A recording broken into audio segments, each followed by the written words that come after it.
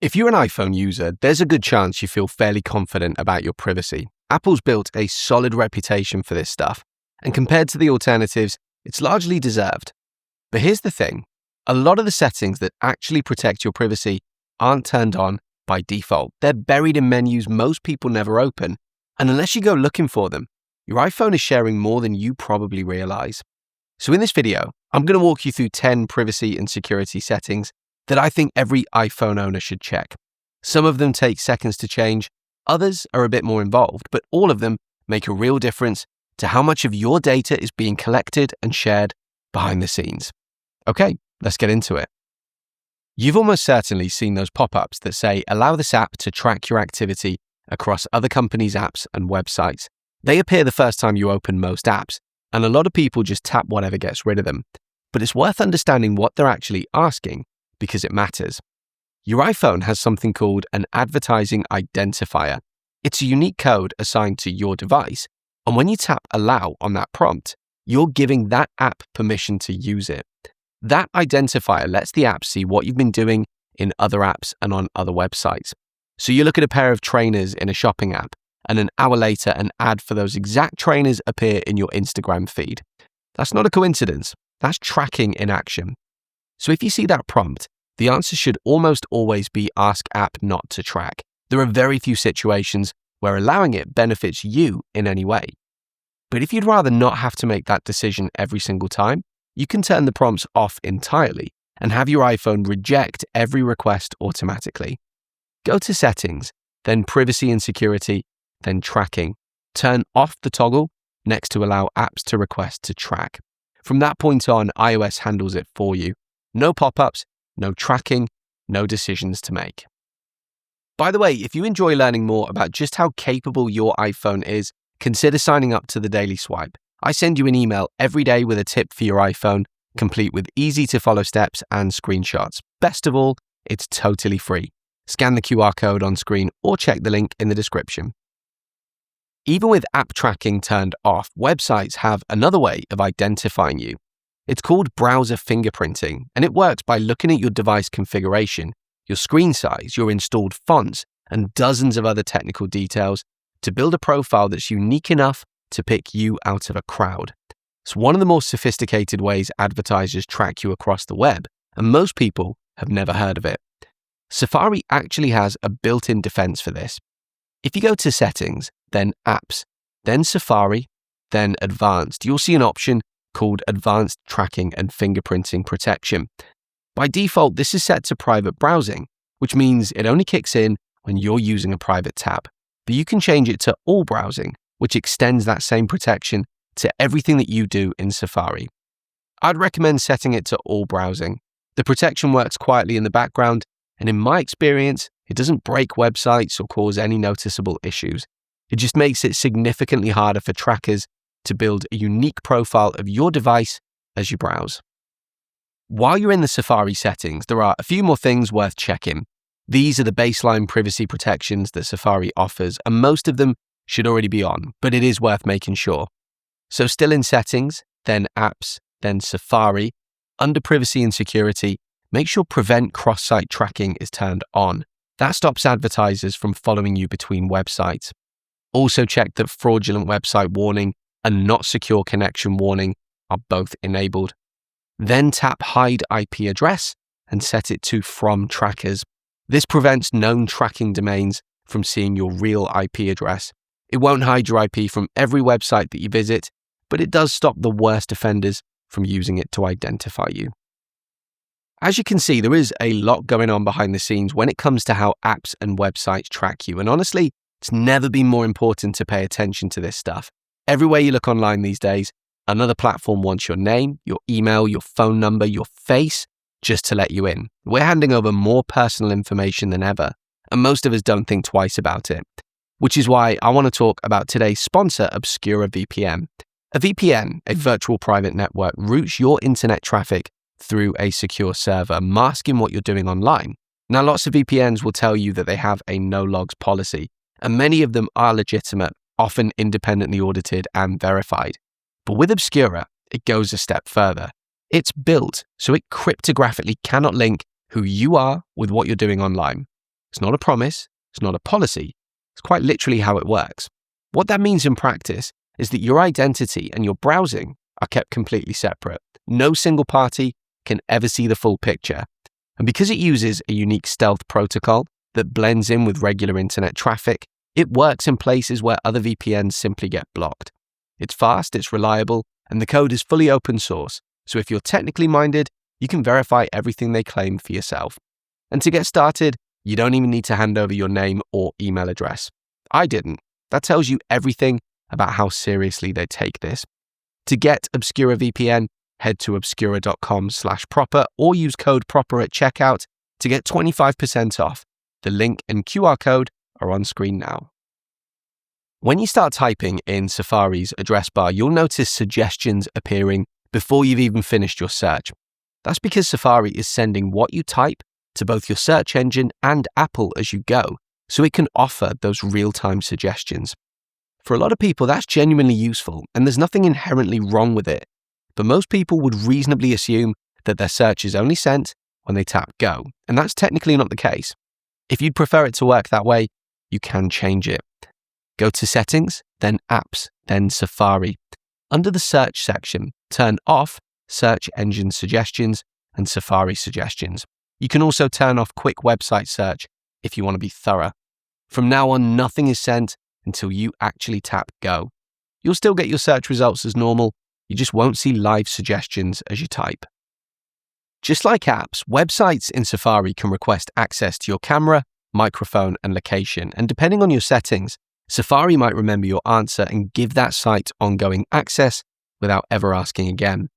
The problem is you might have granted permission to a website weeks or even months ago for a perfectly good reason, maybe a browser-based video call or a site that needed your location to show you something nearby, and that permission could still be active now. You've long since forgotten about it, but the access is still there. Go to Settings, then Apps, then Safari.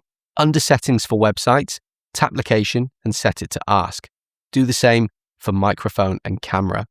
This means every website has to request permission each time, rather than relying on a decision that you made ages ago. For the odd site where you do need to grant access, it's one extra tap. That's a pretty reasonable trade-off for knowing that no website has silent, ongoing access to your hardware. This one is buried quite deep, and most people have no idea it's there. By default, your iPhone sends daily diagnostics, usage data, health information, and even audio data to Apple under the banner of improving products. Now, to be fair, Apple encrypts this data and says it's anonymized, but the principle still bothers me a bit. You've already paid for the device. The idea that your usage data, your health data, your daily habits are being used to help Apple improve their products for free feels like something you should at least get to make an informed decision about. And most people never see these settings, so that decision is being made for them. Go to Settings, then Privacy and Security. Scroll to the bottom and tap Analytics and Improvements. You'll see several toggles, including Share iPhone Analytics, Improve Health and Activity, Improve Hand Washing, and Improve AR Location Accuracy. I'd recommend turning off all of them. Share iPhone Analytics sends daily diagnostics and usage data. Improve Hand Washing shares motion and audio data when you wash your hands. Improve Health and Activity shares workout data and heart rate measurements if you have an Apple Watch. None of these provide a direct benefit to you, and turning them off won't affect how your iPhone works in any way. While you're in the Privacy and Security section, there's one more thing to check. Apple runs its own advertising platform inside the App Store, Apple News, and Stocks, and by default, it uses your data to personalize those ads. Scroll to the bottom and tap Apple Advertising. Turn off the toggle for personalized ads. You'll still see ads in those apps, but they won't be targeted based on your usage data. There's no real benefit to you from leaving this on. Over the years, your iPhone has asked you for all sorts of permissions: location, microphone, camera. You get the prompt once, you tap allow because you're in the middle of doing something, and then you never think about it again. But those permissions stay in place, potentially for years. It is worth going through them every now and then. Let's start with location. Go to Settings, then Privacy and Security, then Location Services. You'll see every app and its current access level. Look for the small arrow icon next to an app. That means it's recently used your location. To be fair to most apps, location access is handled pretty well these days, and in general, apps only ask for it if they have a genuine reason. For the majority, I would recommend setting it to while using the app. It does exactly what it says on the tin. The app can access your location while you're actively using it, but the moment you close it, that access stops. If you're not opening the app, you've nothing to worry about.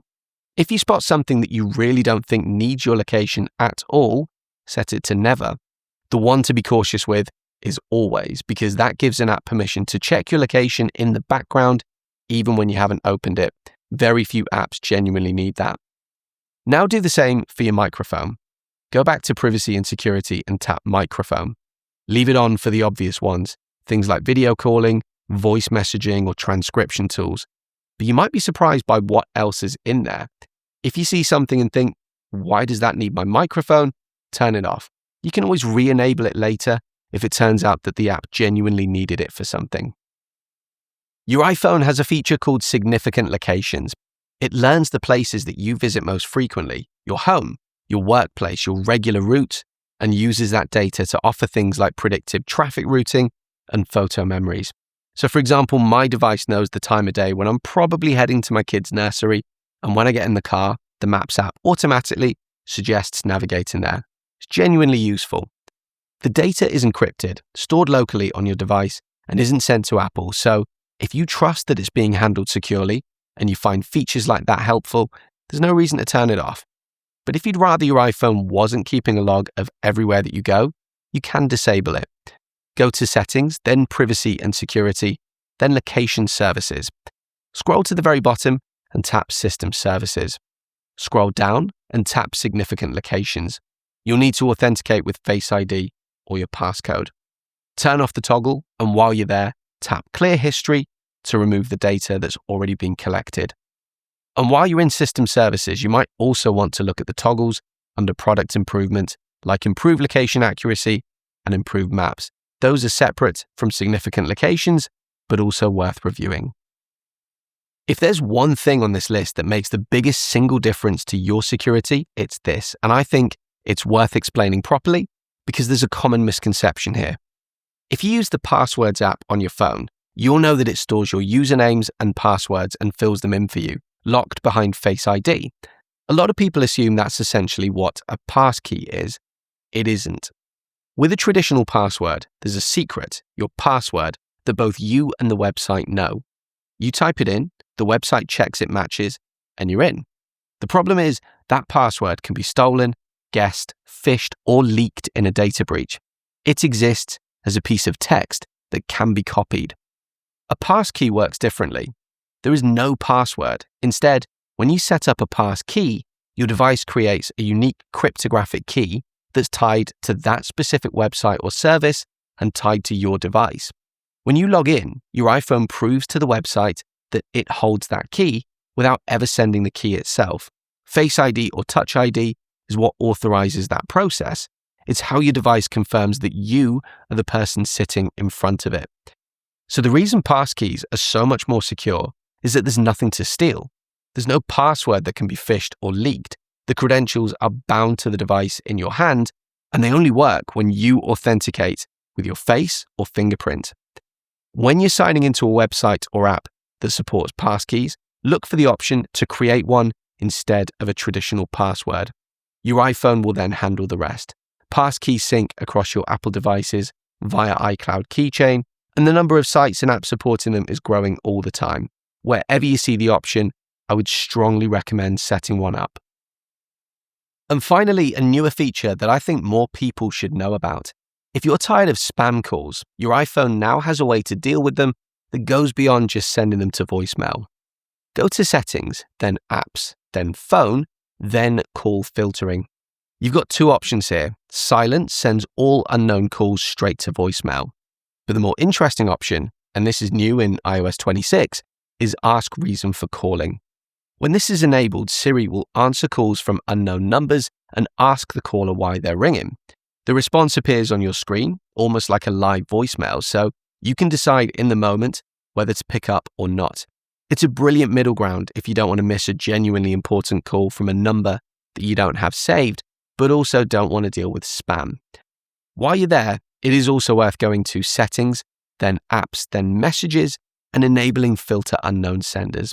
That moves messages from people not in your contacts into a separate list so they don't clutter your main inbox. So there you go, 10 privacy and security settings that are well worth checking on your iPhone. Most of them only take a few seconds to change, but together they make a significant difference to how much of your data is being shared. If you found this useful, do leave a like and consider subscribing if you haven't already. And if you've got a privacy tip of your own that I missed, drop it in the comments. See you on the next video.